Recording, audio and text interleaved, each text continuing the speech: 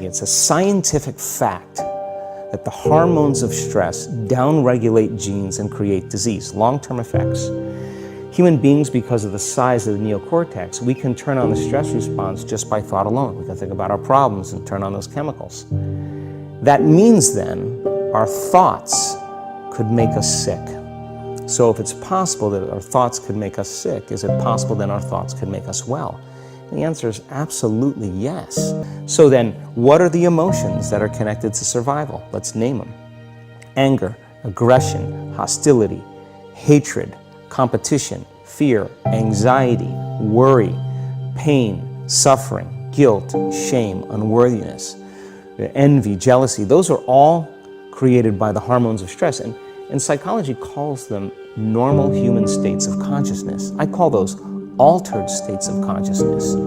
So then we tend to remember those traumatic events more because in survival, you better be ready if it happens again. And when the survival gene is switched on, you could have 10 really great things that happen to you in your day. And you just have one bad thing that happens and you cannot take your attention off that unhappy thing because the survival gene is switched on. I was teaching in a medical school, and I was teaching the concept about genes, and everyone of course has heard about genes, and they believe that genes control their lives, you know, so running in my family is diabetes, Alzheimer's, cancer, whatever it is, and they say, oh my goodness, I'm a recipient of such genes, and this is going to be my life. And this is a belief of victimization of heredity. It's running in my heredity, and I'm going to get these genes, and I can't control it. There's a new biology that switches this whole thing around because it reveals that genes don't control our lives. It's our perceptions and our response to the environment. It's the environment that influences the genes. Well, the relevance about that is since we can change our perceptions and we can change our environment, then we're not victims, we're actually masters. But we have to know that. We have to really come from an understanding that we are creating our lives, because if your belief is you're a victim, its belief is translated into biology. You become a victim if that's what you believe. So, your good intentions are not going to save the world. How you are, and how you are will change only if you can breathe, walk, lie down, sit down joyfully. If you cannot do this one thing, everything else will be just poison, whatever you do. Only when you're pleasant within yourself, you feel pleasant about everything around you. Only when you feel pleasant about everything around you, you move around with a certain sense and value to life around you.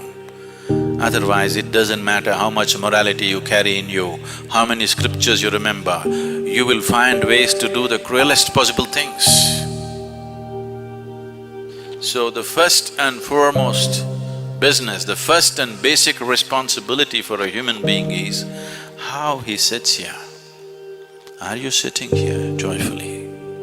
Are you sitting here with some misery being manufactured in your head?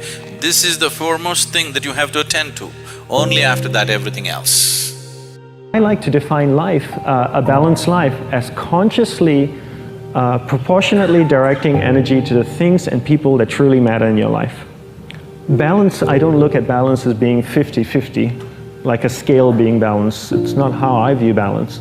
Balance is proportionately directing my energy to the things and people that truly matter in my life. And when I'm able to proportionally direct my energy, I know my life is in balance. But if my energy is not proportionally directed to the things and people that matter in my life, then my life is out of balance.